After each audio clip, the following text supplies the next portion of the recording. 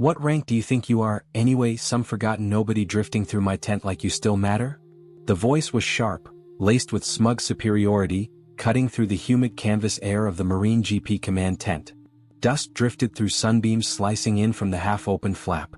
Tables of comms gear hummed quietly, maps pinned under metal clips, paper corners rustling in the heavy island breeze. Marines moved with purpose, boots thudding and gear clinking, until that one cutting line froze the atmosphere mid-stride. All eyes shifted toward the source. Sergeant Brandon Kell, a broad-shouldered, sunburned Marine in fresh camis, posture exaggerated, ego inflated. He stood blocking the path of an older man, thin, quiet, and steady, who was carrying a crate of 4 bags toward the medical corner. The old man didn't flinch, didn't blink, didn't even pause long enough to acknowledge disrespect. He just breathed, slow, measured. The kind of breath that came from someone who'd survived storms louder than any young sergeant's bark. No one knew the old man's answer would shake the entire tent. Sergeant Kell stepped forward, forcing the older man to stop. Boots scraped. A few Marines exchanged glances, sensing trouble. "Hey, I asked you a question," Kell pushed, spreading his arms theatrically as though performing for his audience. "You don't get to stroll through my GP tent like you belong here. Tell us your rank, old-timer." A couple of corporals chuckled. Someone muttered, "Bro, chill, he's med support." But Kell cut him off with a raised hand. The older man remained perfectly still, holding the crate of 4 bags against his chest. His gray hair was cut short. The uniform faded from years of wash cycles. Boots polished out of habit, not inspection. He didn't look weak. He looked quiet. Dangerously quiet. Marines often mistook quiet for frail. They usually learned the difference too late. But Kell wasn't done. "You know how this works," he lectured loudly, stepping even closer. "You're in a Marine operations tent. You give rank, authorization, purpose, something. Unless you're just a wandering nobody hoping not to get noticed." Someone near the comms desk whispered, "Why's he picking a fight with medical logistics?" Another replied, "That's not medlog. That dude's been around since we got here. Doesn't talk to anyone." Kell scoffed. "Oh great. So you're a ghost now? A shadow?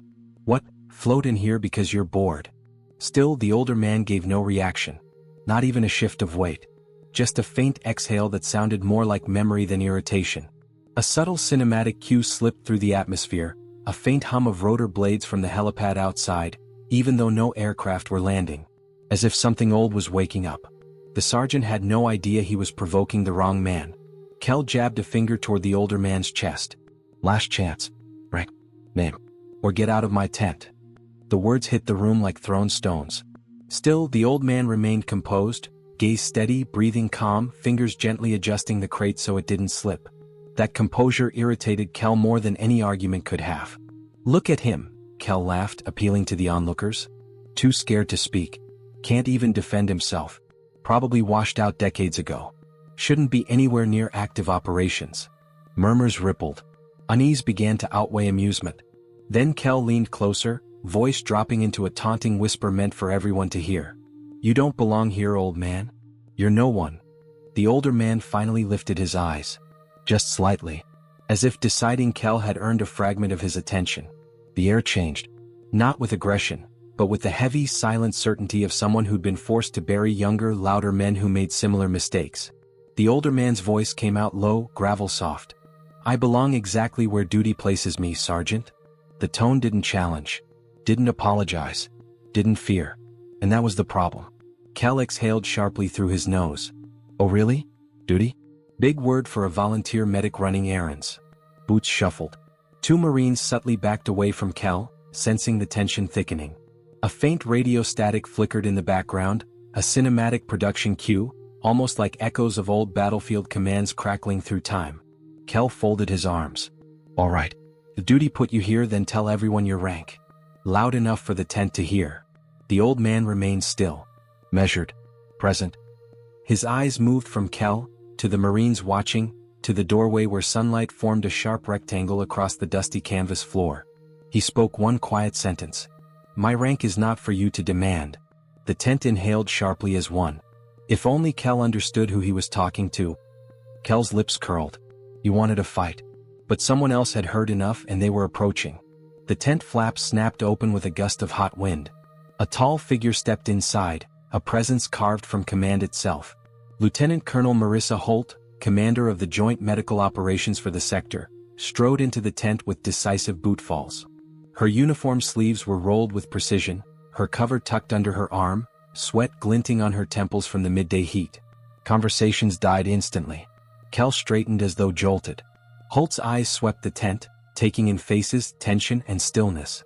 Then her attention locked on the older man holding the fore crate. Something subtle shifted in her expression. Recognition? Surprise? Unease? No one could tell. She walked closer. Slow. Intentional. "What's happening here, Sergeant?" Holt asked, voice level. Kel snapped into a stiff posture. "Ma'am, this civilian support worker refuses to give rank or purpose inside a Marine command tent. I was correcting the breach." A few Marines winced at the phrasing. Holt didn't look at Kel. Her attention remained fixed on the older man. "Is that true?" she asked softly. The old man didn't answer immediately. His silence was not defiance, it was clarity. Finally he replied, "I am where I need to be, Colonel." Holt inhaled sharply, almost imperceptibly, as though a memory brushed her. A memory she didn't expect to face today. She stepped closer, too close for Kel's comfort, and studied the man's eyes. Gray-blue. Calm. Deep with something rarely seen anymore. A long moment stretched. Then Holt said quietly, "Sergeant Kel, stand by." Her tone was colder than the air outside. She recognized something Kel was blind to, and it terrified her. Colonel Holt took the fore crate from the old man's hands with a subtle bow of respect no one missed. Kel blinked. What? Why was she treating him like someone important? Holt's voice lowered. Soft. Controlled. Almost reverent. "I didn't think I would ever see you again." The old man remained expressionless. "You weren't meant to, Colonel?" She nodded. A quiet understanding passed between them like a ghost from a battlefield neither wished to revisit. Kel stepped forward, jaw tight. "Ma'am, with all due respect, who is he?" Holt didn't answer him. Instead, she looked at the old man's sleeve. The faded stitching. The nearly invisible outline of where a patch had once been removed. Her breath caught. A shadow of a patch, the unmistakable outline of the recon jack, reserved only for Marines who had once served in force reconnaissance. A symbol not worn lightly. Not removed lightly either. Holt whispered, "You were force recon. 3rd Company. Ghost Platoon." A ripple went through the tent. Several Marines stiffened instantly. Force recon carried a reverence few units matched. But Ghost Platoon? That was something else entirely. Kel laughed awkwardly, trying to defuse what he didn't understand. "Ma'am? Ghost Platoon is, a legend. A myth. My uncle talked about them like..." He gestured vaguely. "Like they weren't real." Holt didn't look at him. "He was real," she said. "Every operation he touched became a case study for a decade." The old man gently exhaled. "Those days ended long ago." Holt shook her head. "No. The decisions you made saved Marines who never even knew your name." Her voice trembled, not with fear, but with respect so potent it felt like an awakening in the tent. Kel looked between them lost. "What's his name?" he demanded. The colonel didn't answer. She waited. She wanted the old man to speak for himself. He didn't. Not yet. Because the old man's name carried enough weight to silence a battlefield. Silence pooled across the tent. The old man let it settle, giving space for everyone to confront their assumptions. His hands remained relaxed at his sides. His posture was straight but never aggressive. Then he reached slowly into his pocket. Not dramatic. Not theatrical. Just be deliberate. Every Marine watched breathlessly. He withdrew something small, metallic, and weathered by decades of friction. A dog tag. But not like theirs. It was stamped with a call sign known only from whispered barrack stories and the footnotes of classified histories.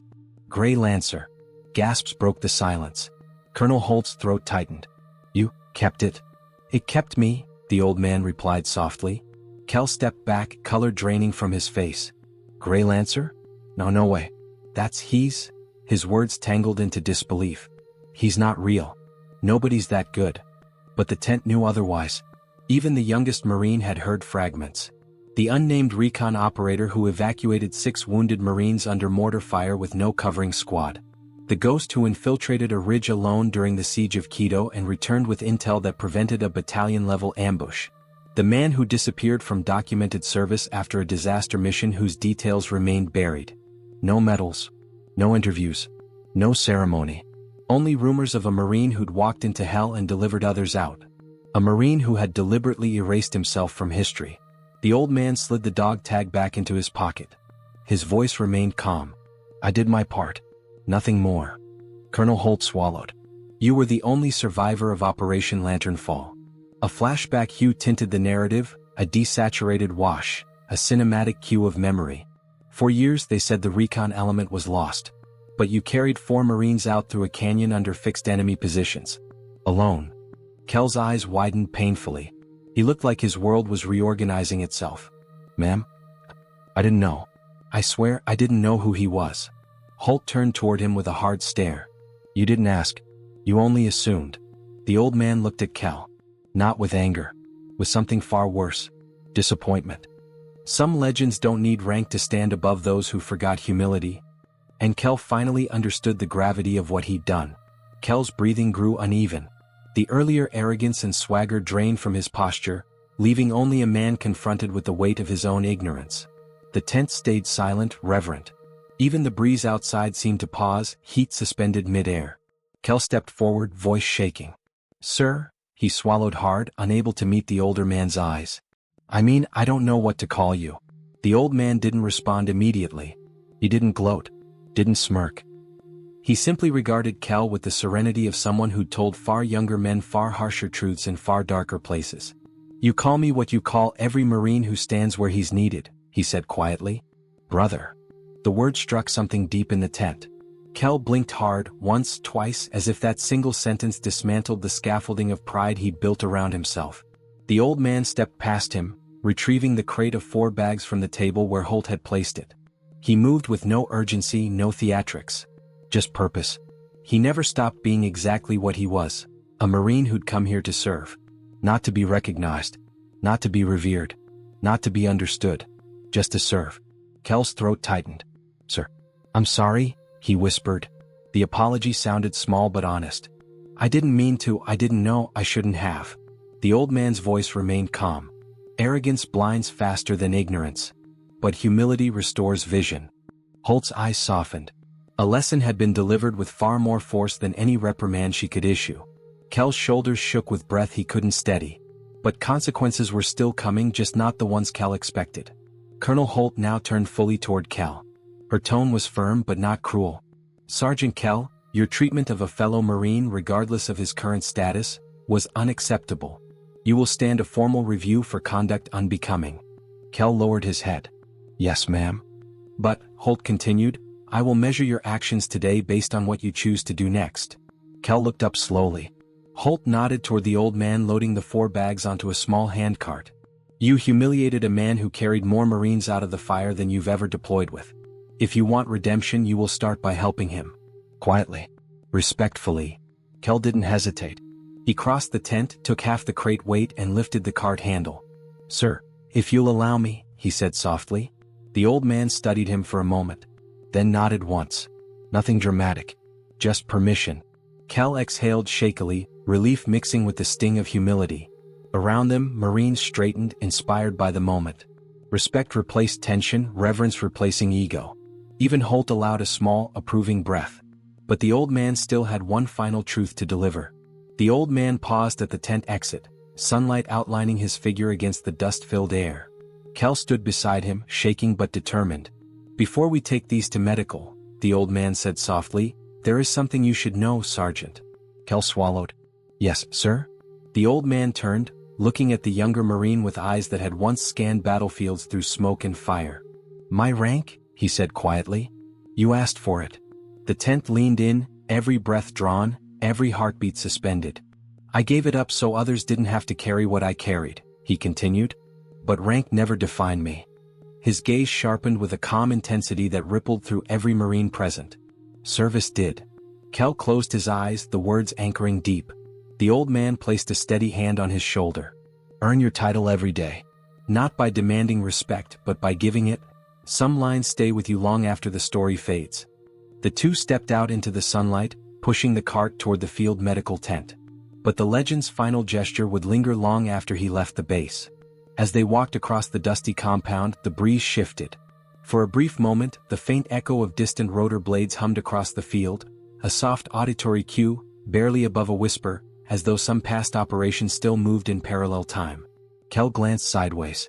The old man continued forward, focused on the task, untouched by the reverence trailing behind him. Marines outside paused instinctively as he passed, not because they knew his story, but because some people simply carry an aura shaped by sacrifice. The sunlight caught on the dog tag chain tucked beneath his uniform collar, glinting for a single heartbeat. Then he disappeared inside the medical tent. A ghost no more. Just a Marine fulfilling duty once again.